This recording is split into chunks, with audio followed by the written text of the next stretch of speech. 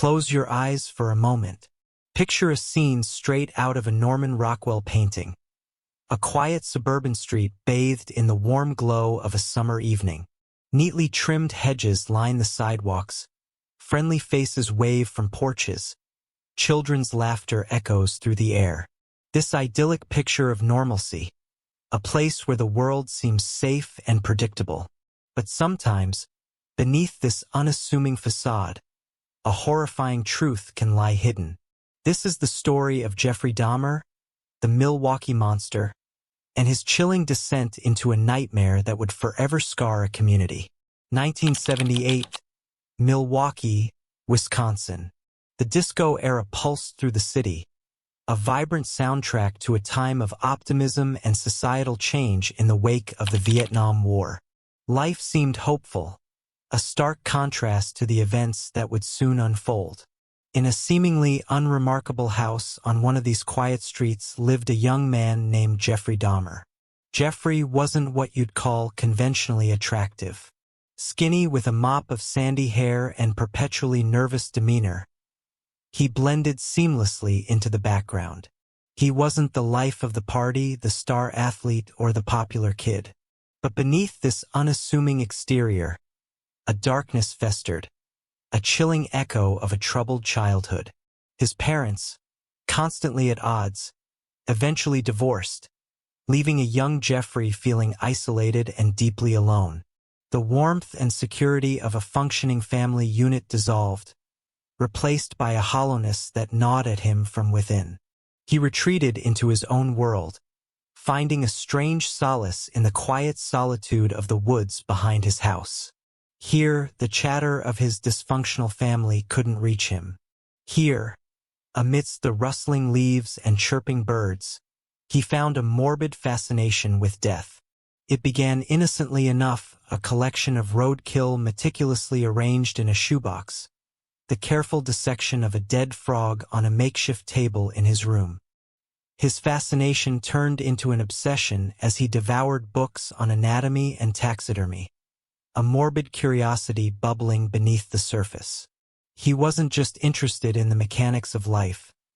He was drawn to the mechanics of death, the stillness that lay on the other side of the heartbeat. He spent hours poring over diagrams of the human body, the intricate network of veins and muscles fueling a macabre interest that would eventually consume him. This morbid fascination bled into his teenage years as he entered high school. Here, his social awkwardness, a byproduct of his fractured childhood, made it difficult to connect with his classmates. He was the quiet kid in the back row, an invisible observer rather than an active participant in the social tapestry of high school. He longed for connection, for a sense of belonging, but his introverted nature and morbid interests pushed him further to the fringes. His grades mirrored his growing disinterest in the world around him, plummeting from a semblance of normalcy to a level of complete disengagement.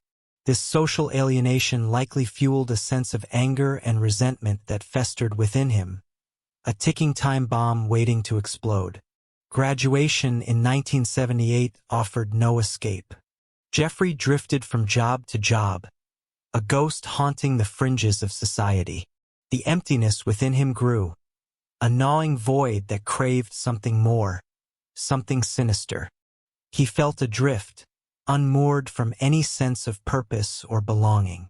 This aimlessness fueled his morbid curiosity, pushing him deeper into the dark recesses of his mind. Then, in 1981, tragedy struck, a horrific turning point that would forever alter the course of his life. Hitchhiking across the country, Jeffrey picked up a young man named Stephen Hicks. What started as a casual ride morphed into something far more sinister, luring Hicks back to his deceased grandmother's house. A place shrouded in an unsettling silence, Jeffrey committed a single, horrific act that would forever twist his path. With a single blow, he bludgeoned Hicks to death with a dumbbell, the violence shattering the fragile dam holding back the darkness within. The act itself was a chilling revelation. It wasn't just about the anger or the resentment that had festered for years. It was about a twisted desire for control, a need to possess his victim in a way that transcended the physical. Consumed by this warped sense of ownership, Dahmer dismembered Hicks' body in the cold, sterile basement of his grandmother's house. The act wasn't just about the violence. It was a chilling experiment, a twisted attempt to preserve his victim in some nightmarish way. He buried the remains in the backyard, a macabre secret hidden beneath the veneer of normalcy. But the initial act of violence wasn't enough. It awakened a hunger within him, a ravenous beast that craved more. The taste of blood, the thrill of domination, became an addiction he couldn't ignore.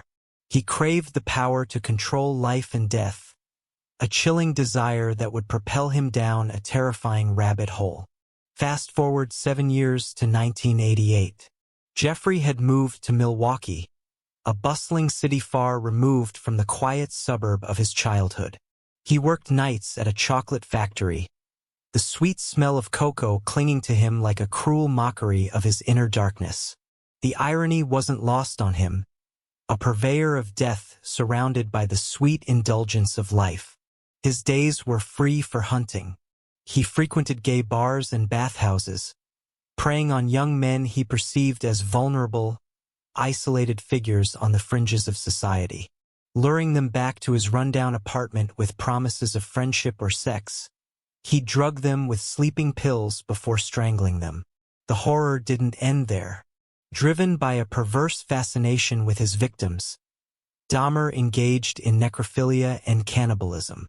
His apartment became a macabre shrine of death, overflowing with body parts preserved in chemicals and human skulls displayed on shelves. The stench grew unbearable, a fetid miasma that permeated the walls and hallways.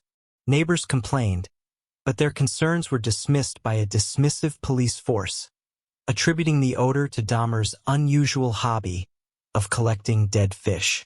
Little did they know, the source of the stench was far more horrifying than rotting fish. Jeffrey Dahmer, the quiet kid from the suburbs, had become a monster, a chilling embodiment of the darkness that can lurk beneath the most ordinary facade. His crimes would forever scar the city of Milwaukee and expose the terrifying reality that evil can exist anywhere, even in places where we least expect it. This is just the beginning of Jeffrey Dahmer's story. Join us next time as we delve deeper into his horrifying deeds and the failures that allowed him to operate undetected for far too long. Until then, remember, the darkness can hide in plain sight.